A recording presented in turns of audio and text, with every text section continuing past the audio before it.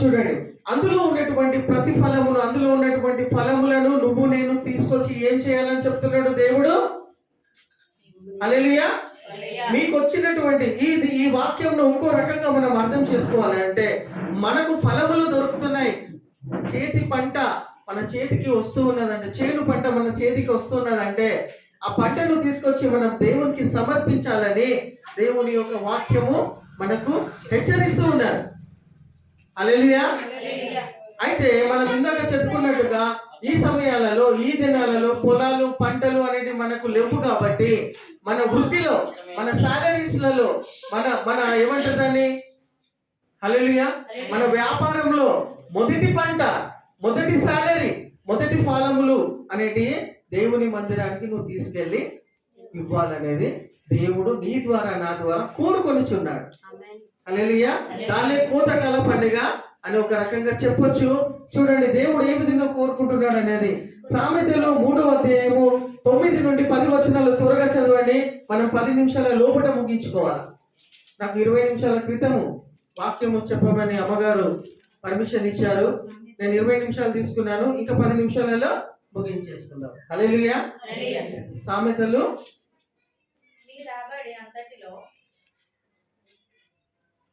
కొంచెం తెలుగులో చదవమ్మా. నీ రాబడి అంతటిలో నీ రాబడి అంతటిలో ప్రథమ ఫలమును. చూసారా ఏం కోరుతున్నాడమ్మా? నీ రాబడి అంతటిలో ప్రథమ ఫలములను, నీ ఆస్తిలో భాగమును, నీ ఆస్తిలో భాగమును ఇచ్చి యెహోవాను గణపరచుము. ఏమంటాడు? 2 విషయాలు ఉన్నాయి అక్కడ. దేవుని మాటలను శ్రద్ధగా ఎంతమంది వింటున్నారు ఇక్కడ? Very good. హల్లెలూయా. మనసు పెట్టి, హృదయం పెట్టి ఏం చేయాలా? వినాలి. ఏమని చెప్తుంది దేవుని మాట? నీ రాబడి అంతటిలో, నువ్వు సంపాదించిన సంపాదన అంతటిలో మొదటి ఫలము. ప్రథమ ఫలం అంటే first salary, first business income. Hallelujah. నువ్వు చదవాలమ్మా నెక్స్ట్ వాక్యం. ఫస్ట్ ఇన్కమ్ ఎవరికి ఇవ్వాలా? First salary, first fruits. ఇప్పుడు జామకాయ చెట్టు పెట్టినావు ఉదాహరణకి. హల్లెలూయా. జామకాయ చెట్టు మీ ఇంట్లో పెట్టినారు. పెట్టిన తర్వాత దానికి వచ్చిన ఫస్ట్ ఫ్రూట్స్, ఫలాలు ఏం చేయాలా? ప్రథమ ఫలం. అవి తీసుకొచ్చి తెంపుకొచ్చి కడిగి ఏం చేయాలా? దేవుని మందిరానికి తీసుకొచ్చి, ఉదాహరణకి చెప్తున్నా, ప్రథమ ఫలం అంటే దాన్నే అంటారు. దేవుడు అదే కోరుతున్నాడా లేదా? దేవుని మాట అదే చెప్తుందా లేదా? ప్రథమ ఫలం నువ్వు ఏం చేయాలా? ఆ జామకాయలను తీసుకొచ్చి ఫస్ట్ కాసినటువంటి, పూసినటువంటి ఆ యొక్క ఫ్రూట్స్ ని తీసుకొచ్చి ఇదిగో అనే దేవుని మందిరానికి సమర్పించాలి. మీ ఇంట్లో చెట్లు లేవు, పొలాలు లేవు, పంటలు లేవు, మళ్ళీ ప్రథమ ఫలము నువ్వు ఎట్లా తీసుకొచ్చి ఇస్తావు? ఫలాలంటే ఫ్రూట్స్ ఏనా? పండ్లు ఫలాలేనా? పొలంలో పండినటువంటి అదేనా? ఎవరికి లేవు కదా ఇక్కడ కూర్చున్న వాళ్ళకు పొలాలు పంటలు ఉన్నాయా? అందరూ ఏ టెక్నాలజీ జనరేషన్ లో ఉన్నారు, అవునా? ఒక బటన్ నొక్కితే ప్రపంచం మొత్తం ఇన్ఫర్మేషన్ మొత్తం పాకిపోతుంది. ఆ టెక్నాలజీలో ఉంటున్నటువంటి ఈ తరములో నీ ఫలమును, నీ పంటను, నీ అవన్నీ తీసుకొచ్చి ఇవ్వమంటే ఎక్కడికి తెచ్చిస్తావు? తెచ్చియగలుగుతావా? దాన్ని ఏ రకంగా అర్థం చేసుకోవాలి? మళ్ళా ఏమని చెప్తుంది వాక్యము? చదవండి. నీ రాబడి. నీకు ఎట్లా రాబడి కలుగుతున్నది? నెలకు సాలరీ. హల్లెలూయా. నీ రాబడి అంతటిలో ప్రథమ ఫలము. ప్రథమ ఫలం అడుగుతున్నాడు దేవుడు. నీ ఆస్తి. ఇప్పుడు నేను ఎవరైనా పట్టుకొని నీ ఆస్తి ఏంటిదంటే ఏమని చెప్తారు? ఒక్కొక్కరు మీరే ఊహించుకోండి. దేవుడు అడుగుతున్నాడు ఇక్కడ, నేను కాదు. మళ్ళీ నన్ను తప్పు అర్థం చేసుకోవాలి. ఈ పాస్టర్ అయితే ఊరికి అడుగుతూనే ఉంటాడా? నేను అడుగుతలేదు. నీ ఆస్తి అంతటిలో అని అడుగుతున్నాడు. హల్లెలూయా. నీ ఆస్తి అంటే ఏమని చెప్తావు అమ్మా? ఏమని చెప్తావు? ఆస్తి. ఆస్తి ఆస్తి ఆస్తి అంటే కొంతమందికి ఇండ్లు ఉంటాయి, కొంతమందికి ఇండ్లు ఉన్నాయి, ఆస్తులు ఉన్నాయి. ఉంటే అందరికి ఉంటాయి ఆస్తులు. మన దేవుడు అడుగుతున్నాడు, నీ ఆస్తి అంతటిలో నాకు ఇంకో తెచ్చి అంటున్నాడు. నాకు ఆస్తి లేని ప్రభావం కూర్చుంటావా? నువ్వు ఏమైతే శరీరంలో కలిగి ఉన్నావో, నువ్వు ఏదైతే ఆయుష్తో కలిగి ఉన్నావో, నువ్వు ఏమైతే ఉన్నావో కలిగి ఉన్నావో అదే నీ ఆస్తి. హల్లెలూయా, అదే నీ ఆస్తి. హల్లెలూయా, అర్థమవుతుందా? ఆ ఆస్తిలో ప్రథమ ఫలము నాకు ఇయ్యాలి అని అంటే ప్రథమముగా నీకు ఇచ్చినటువంటి ఆయు ఆరోగ్యంలో నువ్వేం చేయాలా? ఫస్ట్ డే, మొదటి దినము, వారములో మొదటి దినము ఏదై ఉన్నది? హల్లెలూయా, వారములో మొదటి దినం నీ ఆస్తి అని అంటే నువ్వే, నీకు నువ్వే ఆస్తి అయి ఉన్నావు. హల్లెలూయా, నీకు నువ్వే ఆస్తి అయి ఉంటున్నటువంటి ఆ ఆస్తిలో నుండి కొంచెం నాకు తెచ్చి ఇవ్వమంటున్నాడు దేవుడు. అదే అంటున్నా, చదువు మీద ఏమంటున్నాడు? నీ ఆస్తి అంతటిలో భాగమును, నీ ఆస్తి నీ ఆస్తిలో భాగమును నీ ఆస్తిలో భాగమును ఇచ్చి యెహోవాను కనపరచుము. నీ ఆస్తిలో నువ్వున్న ఆరోగ్యములో నువ్వున్న పాటులో యెహోవాకు ఇచ్చి అంటే ఎట్లిస్తావు? నీ ఆరోగ్యాన్ని ఎట్లిస్తావు? ఎట్లిస్తావు? వారంలో మొదటి దినం ఏంటిది? సండే. ఫస్ట్ డే ఎప్పుడు స్టార్ట్ అవుతుంది వారంలో? సండే. సండే అనేది మొదటి దినము, మొదటి ఫలము, మొదటి గడియలు. హల్లెలూయా, ఆ మొదటి గడియలు, ఆ మొదటి దినమును నువ్వు ఎక్కడికి వెళ్ళాలా? వారంలో మొదటి దినము ఎక్కడికి వెళ్ళాలా? నీ ఆస్తిలో ప్రథమ గడియలు, ఫస్ట్ అవర్స్ నువ్వు ఎక్కడికి వెళ్ళాలా? ఇయ్యడం అంటే నువ్వు దేవుని మందిరంలో అగుపడడమే నీ ఆస్తిని, నిన్ను నువ్వు అర్పించుకోవడం. హల్లెలూయా, నిన్ను నువ్వు అర్పించుకోవడమే నీ ఆస్తిని ఇవ్వడం. ఒక రకంగా చెప్పాలంటే ఆస్తులు లేనటువంటి వాళ్ళు, హల్లెలూయా, బిల్డింగ్లు లేనటువంటి వాళ్ళు, సొంత ఇల్లు లేనటువంటి వాళ్ళు, బంగారము లేనటువంటి వాళ్ళు, పెట్టుబడులు లేనటువంటి వాళ్ళు మీకు మీరే ఆస్తి అయి ఉంటూ ఉన్నారు. మీరేం చేయాలా? మీరు దేవుని మందిరానికి మొదటి దినమున మొదటి గడియలలో మీరు వచ్చి అగుపడాల కొన్ని గంటలు దేవుని మందిరం.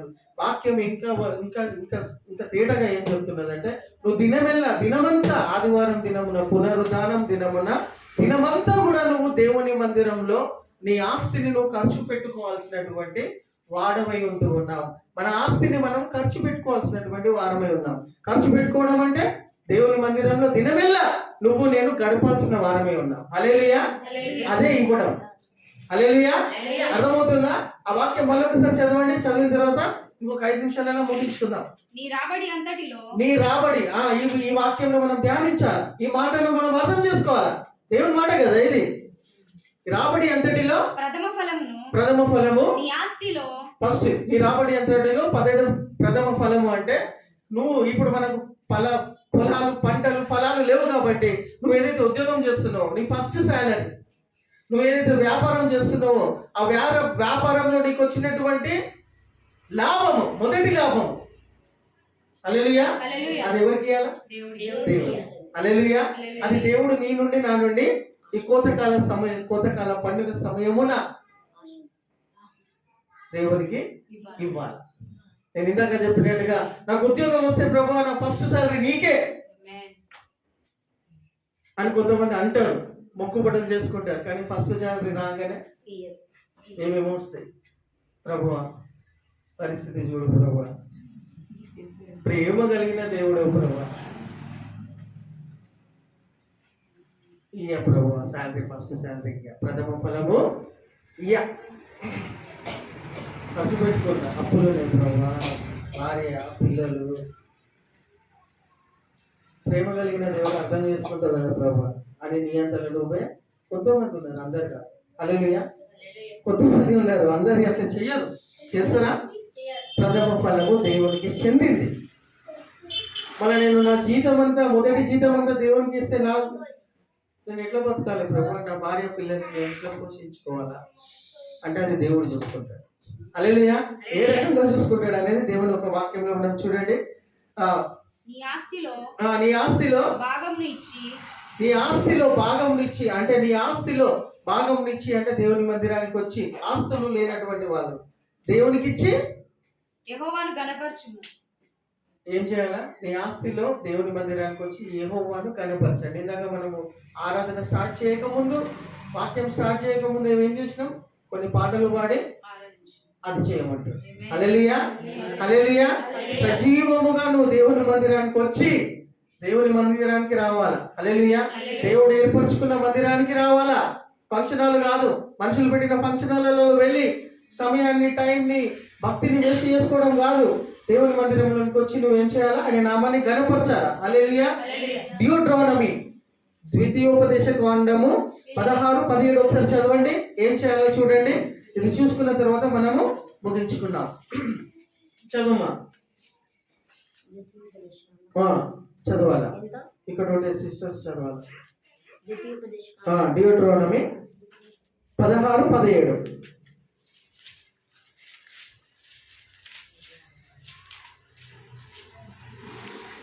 చదవాలమ్మా త్వరగా, నాకు సమయం లేదు. సమయానికి ముగించాలి మనం.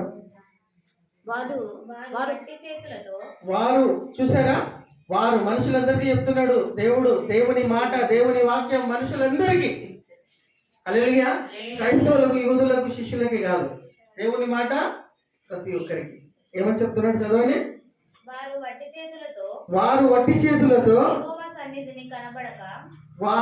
చేతులతో యెహోవా సన్నిధిని కనబడక నీ దేవుడైన యెహోవా నీకు అనుగ్రహించిన దీవెన చొప్పున ప్రతి వాడును తన శక్తి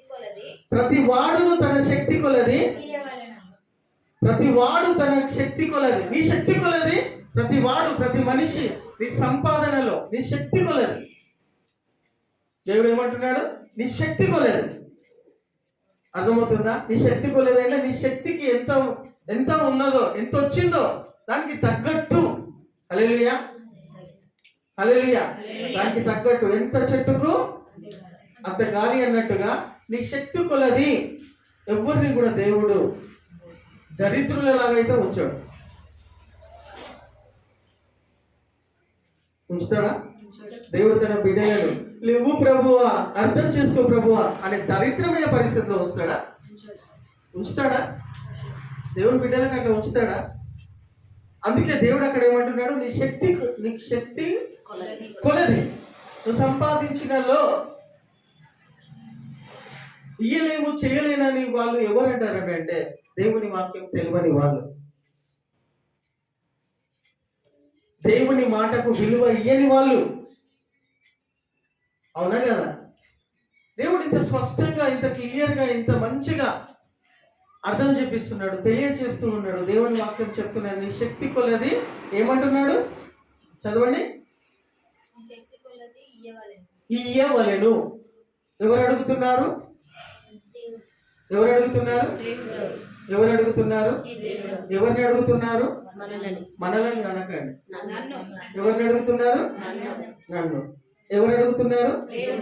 ఎవరిని? ఏమంటున్నాడు? నీ శక్తి కొలది. నువ్వు సంపాదించిన సంపాదనలలో మొదటి ఫలము మరియు నీ ఆస్తిలో భాగము మరియు ఇందాక చదివిన వాక్యం ఏం చెప్తుంది? ఇప్పుడు చదివిన వాక్యము శక్తి కొలది. దానికంటే ముందు దీవెనలు పొద్దు చొప్పున యెహోవా సన్నిధి కనబడక నీ దేవుడైన యెహోవా నీకు అనుగ్రహించిన దీవెన చొప్పున ప్రతి వాడును తన శక్తి కొలది. ఏమంటున్నాడు? ప్రతి వాడును, ప్రతి మనిషి. ప్రతి వాడు అంటే మనం ఆ లిస్టులో వస్తామా? రామా? ప్రతి వాడు అనే లిస్టులో మనం వస్తామా? మనుషుల లిస్టులో వస్తామా? మనుషులమైనా, దేవుని బిడ్డలమైనా మనకు వర్తిస్తుందా? ప్రతి వాడును శక్తి కొలది, నీ శక్తి కొలది, తన శక్తి కొలది ఇయ్యవలెను. అదే నీ శక్తి కొలది ఇయ్యవలెను. హల్లెలూయా. కోతకాల సమయం పండుగ దినమున ఇది గుర్తుపెట్టుకోండి. హల్లెలూయా. నేను ఇయ్యలేను అనే పరిస్థితిలో ఎవరు కూడా ఉండకూడదు. దేవుడు అట్లా ఉంచాడు. ఫస్ట్ ఆఫ్ ఆల్ ఎందుకు ఇవ్వరు, ఎందుకు ముందుకు రారు, ఎందుకు సహకరించారు అని అంటే ఎంత వాక్యం చెప్పినా కానీ కూడా వాళ్ళ పాత నేచర్ ఏదైతే ఇమిడిపోయి ఉంటుందో అందులో నుంచి వాళ్ళు బయటికి రారు. వస్తారా? కాబట్టి దేవుని వాక్యానికి విలువనిచ్చి మనము ఇవ్వవలెను. కోతకాల పండుగ దినమున సంవత్సరానికి ఒక్కసారి శ్రేష్టమైనది. ఇంకో రకంగా చెప్పాలంటే ప్రతి నెల వచ్చే దశమ భాగంలో నుండి, ప్రతి నెల వచ్చే జీతములో నుండి దశమ భాగమే తీయడము కాకుండా సంవత్సరానికి ఒకసారి నువ్వు కోతకాల పండుగ దినమున తీసుకొచ్చి నీ రాబడి అంతటిలో కూడా నెలకొకసారి వచ్చిన జీతంలో ఒక 2%, ఒక 5%, లేకపోతే ఒక 2% తీసి కోతకాల పండుగ దినమున సంవత్సరానికి ఒకసారి జరగబోతుంది. మనకు అర్థమయ్యే భాషలో చెప్తున్నా, ఈ తరంలో ఉంటున్నాం కాబట్టి ప్రతి నెల నువ్వు ఒక 1%, 2%, 3% తీసి కోతకాల పండుగ అంటే 12 నెలలు అది తీసి నీ శక్తి కొలది దేవుని మందిరానికి తీసుకొచ్చి అగుపడి నువ్వు ఇయ్యవలేను. దాన్నే కోతకాల పండుగ అంటారు. ఎంతమంది మనము ఈరోజు పోయిన సంవత్సరం నుండి ఈ సంవత్సరం వరకు మనకు వచ్చిన బిజినెస్ లో లాభాలలో కొంచెం తీసి కోతకాల పండుగలు పెట్టినాం? ప్రియమైన వారులారా, బైబిల్ అంతట్లో 3 విషయాలు కట్ షాట్ లో చెప్పేస్తాను. చెప్పాలా? హల్లెలూయా. ప్రియమైన వారులారా, మీరు నేను దీవించి ఆశీర్వదించి వర్ధిల్లబడాలంటే 3 చేయాలి. హల్లెలూయా. రాబడి అంతటిలో నీ దశమ భాగం 3 విషయాలలో మనం ఇచ్చేవారిగా ఉండాలి. ఇచ్చేవారిగా ఉండాలి. చాలా వాక్యాలు ఉన్నాయి. చిన్నగా చెప్తున్నాను నేను మీకు. ఏంటంటే మీ దశమ భాగాలు ఫస్ట్ దేవునికి ఇవ్వాలి. నీ చేతితో తీసుకొచ్చి ప్రతిసారి చెప్తాను నేను, దశమ భాగము దేవుని సొత్తు. ఇది ఫస్ట్ ఇవ్వడం అనేది. కోతకాల పండుగ అనేది సంవత్సరానికి ఒకసారి నువ్వు తీసుకొచ్చి దేవుని మందిరంలో అగుపడి నీ శక్తి కొలది దేవుని మందిరంలో నీ ఆస్తి అంతటిలో మరియు ప్రథమ ఫలము తీసుకొచ్చి నువ్వు ఇయ్యాలి. ఇది 2వది. 3వది, ప్రతి ఆదివారం రోజున నువ్వు మందిరానికి వచ్చి కానుకలను సమర్పిస్తావా లేదా? అది ఎందుకు సమర్పించాలి? ఎవరు పెట్టారు? దేవుడు పెట్టి. ఎందుకు ఇయ్యాలి? అది కూడా నీకు తెలుస్తుండాలి. హల్లెలూయా. నేను ఇందాక ఆరాధన జరగక ముందు ఏం చెప్పినా, ఏదైనా దేవుని బిడ్డలు ఏదైనా పని చేస్తే అర్థం ఉండాలా. క్యారెల్స్ అని వెళ్తారు. ఉదాహరణకు చెప్తున్నా, క్యారెల్స్ క్రిస్మస్, ఈస్టర్, ప్రతి పదానికి ఒక మీనింగ్ ఉంటుంది. అట్లనే మనము ప్రతి ఆదివారం రోజున దేవుని మందిరానికి వెళ్ళి కానుక ఎందుకు సమర్పించాలా తెలుసా? అందరు లైన్లో నిలబడి వేస్తున్నారు, నేను కూడా వేస్తాను. చల్తే నామ్ గాడి చలో బాయ్. మీనింగ్ ఉండాలా, అర్థం ఉండాలా. క్యారెల్స్ అని అంటాం. క్యారెల్స్ ఎంతమంది చేస్తారు? ప్రతి చర్చలో చేస్తారు. క్యారెల్స్ అనే మాటకు అర్థం ఏంటిది? క్యారెల్స్ మనం ఎక్కడికైనా బయటకు చేస్తే సంచి కానీ బుట్ట కానీ తీసుకొని బయటకు వెళ్తామా? Carry bag.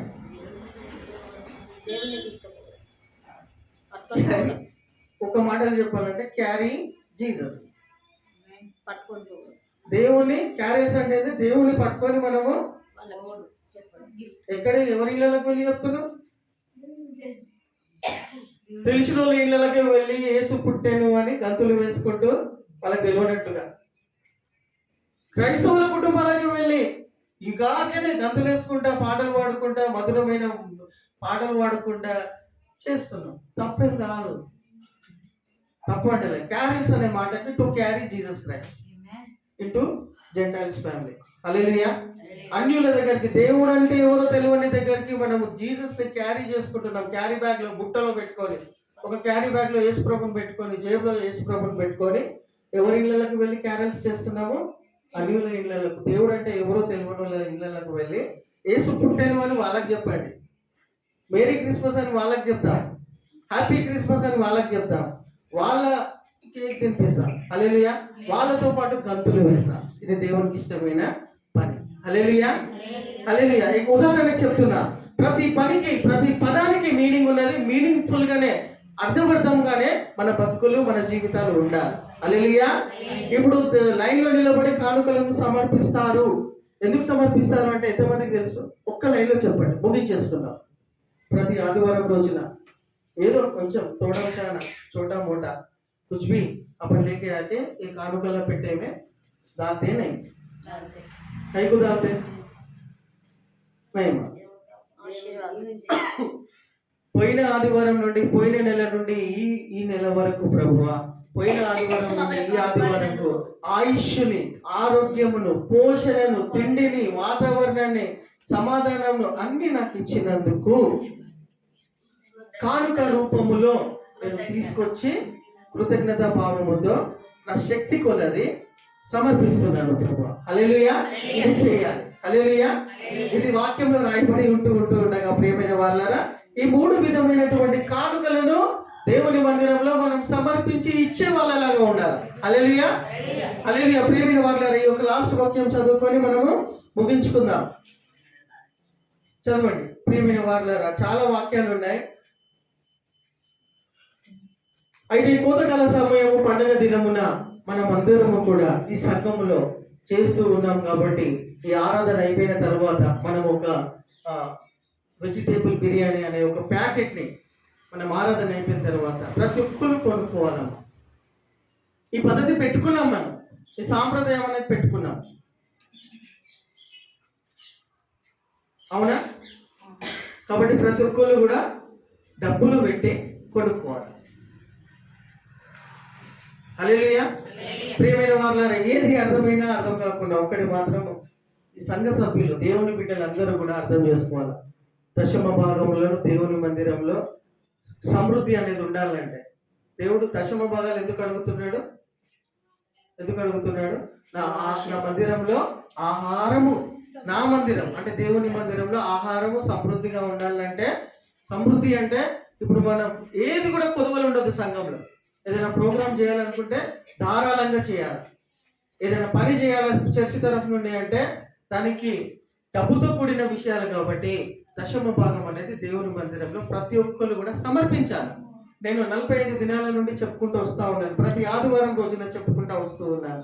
ప్రతి ఆదివారం రోజు నుండి చెప్పుకుంటూ వస్తున్నాను. క్రిస్మస్ అనేది మనం గ్రాండ్గా ఈ సంఘం నుండి తరఫు నుండి అప్పటిదప్పట్ల క్రిస్మస్ దినాలలో, ఇంకా క్రిస్మస్ ఎన్ని రోజులు ఉన్నాయమ్మా? 4 రోజులు. ఈ 4 రోజులలో మనం క్రిస్మస్ కి మన చర్చికి పెయింటింగ్ చేసుకుందాం. తలా ఒక 5,000 రూపాయలు లేదా ఒక్కొక్క 1,000 రూపాయలు ఇక్కడ ఉన్న వాళ్ళందరూ కూడా తలా ఒక్కొక్కరు ఒక్కొక్క 1,000 రూపాయలు ఇవ్వమంటే మీరు ఇప్పుడు ఏమనుకుంటారు? మేమే షాపింగ్ చేసుకోలేదు, 4 రోజులు ఉన్నాయి, మేమే బట్టలు తెచ్చుకోలేదు, మా ఇంటికి మేము పెయింటింగ్ చేసుకోలేదు, మీకెక్కడికి తెచ్చేయాలని అనుకుంటున్నారు ఇప్పుడు అందరూ కూడా. ఇటువంటి పరిస్థితి ఏర్పడుతుందని నేను 45 రోజుల నుండి ఏం చెప్పుకుంటూ వస్తున్నా? ప్రతి ఆదివారం ఉన్న కొంచెం సొమ్ము దేవుని మందిరంలో నిలువ చేయండి. కొంచెం క్రిస్మస్ కానుక రాపించండి. ఈ క్రిస్మస్ ఈ దినం వచ్చేసరికి కొంచెం ఏమైపోతుంది? ఎక్కువైపోయి మనం ఏం చేస్తాము? సంఘానికి మంచిగా పెయింటింగ్ చేపిస్తాము, మంచిగా డెకరేషన్ చేపిస్తాము, పేదవాళ్ళకు భోజనాలు ఏర్పాటు చేస్తాము. సంఘంగా వెళ్ళి క్రైస్తవుల కుటుంబాలకు వెళ్ళకుండా దేవుడు అంటే ఎవరో తెలియని కుటుంబాలకు వెళ్ళి వాళ్ళకు ఒక పూట భోజనం పెట్టి చేసేటోళ్ళు. కానీ ఇప్పటి వరకు కూడా ఒక్కరు కూడా స్పందించాలి, ఒక్కరు కూడా ముందుకు రాలేదు. కానీ దేవుడు ఏం కోరుకొని వచ్చినాడు? నీ నుండి నా నుండి ఈ 3 విషయాలలో ఇందాక ఉన్న వాక్యం ప్రకారం. అయినా పర్వాలేదు ప్రియమైన వాళ్ళారా, బాధపడాల్సిన విషయం ఏం లేదు. మందిరం అనేది దేవుంది, నాది కాదు. దేవుంది ఎలా? దేవుడు తన పని ఎట్లా చేసుకుంటూ వెళ్ళిపోవాలా? ఎవరి ఇళ్లకు దేవుడు తీసుకెళ్లి తన శుభవార్త, తన విషయాలను, శుభవర్తమానం ఎవరి ఇళ్లకు వెళ్ళి దేవుడు తీసుకెళ్లాలో వాళ్ళని ఆ ప్రకారంగా తీసుకొని వెళ్తాడు. ఇప్పటికైనా మీరు కూడా ఈ క్రిస్మస్ సెలబ్రేషన్ సమయంలో కానీ ఈ క్రిస్మస్ మనం ఈ విధంగా చేయాలని ఆసక్తి కలిగి ఉన్న వాళ్ళు, ప్రేమైన వాళ్ళని నేను ఇక్కడ వాక్యంలో ముగించేస్తున్నాను. ఆరాధన అయిపోయిన తర్వాత మన సంఘం యొక్క పరిస్థితులలో నేను డబ్బులు అడగడం లేదు మిమ్మల్ని. నేనేమంటున్నా, నీ ఆస్తిలో కొంచెం ఇక్కడ ఖర్చు పెట్టండి. మళ్ళీ డబ్బులు అడగండి. మీరు ఉండండి, మీరు నిలబడండి, మీరు సహవాసం చేయండి. ఏం చేద్దాం బ్రదర్ అని అడగండి. హల్లెలూయా. దేవుడు తన పనిని చేసుకుంటూ వెళ్ళిపోతాడు. చేస్తాడా లేదా? వాడుకుంటాడా లేదా తన పనిలో? అర్థమవుతుందా వాక్యము? అర్థమవుతుందా?